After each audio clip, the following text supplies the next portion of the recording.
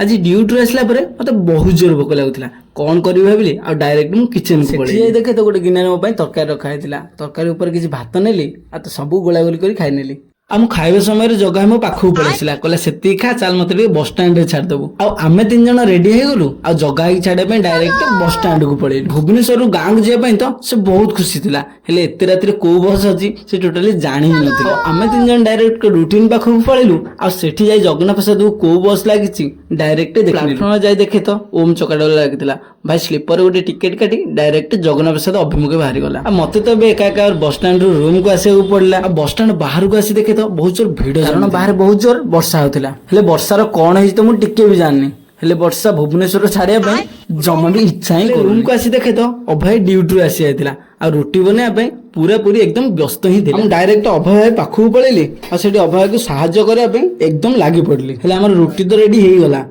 ଅଣ୍ଡା ଭୁଜିଆ ପାଇଁ ପ୍ରସ୍ତୁତି ଚାଲିଲା ହେଲେ ଏସବୁ ତ ମତେ କିଛି ବି ଜଣା ନଥିଲା କେବଳ ଅଣ୍ଡା ଫଟେଇବା ଆଉ ଘାଣ୍ଟା ଘୁଣ୍ଟି ପାଇଁ ମୋ ପାଇଁ ସବୁଠୁ ବଡ କାମ ଥିଲା ଆଉ ତାପରେ ଅଭୟ ଲୁଣ ଗୁଣ୍ଡ ହଳଦୀ ଗୁଣ୍ଡ ଆଉ ମସଲା ଗୁଣ୍ଡକୁ ପକେଇ ଘାଣ୍ଟା ଘୁଣ୍ଟିବା ପୁରା ଆରମ୍ଭ କରିଦେଲା ଆଉ ସେସବୁ ସରିଲା ପରେ ଆମ ଅଣ୍ଡା ଭୁଜିଆ ପ୍ରସ୍ତୁତ ହବାକୁ ଲାଗିଲା ଆଉ ପ୍ରସ୍ତୁତ ହେଇସାରିଲା ପରେ ଦେଖିବା ପାଇଁ ବହୁତ ସୁନ୍ଦର ଲାଗୁଥିଲା ଅଣ୍ଡା ଭୁଜିଆ ଦେଖିବା ପାଇଁ ତ ବହୁତ ସୁନ୍ଦର ଲାଗୁଥିଲା ହେଲେ ଟିକେ ଟେଷ୍ଟ କଲା ବେଳକୁ ଟେଷ୍ଟ ପୁରା ଜବରଦସ୍ତ ଥିଲା।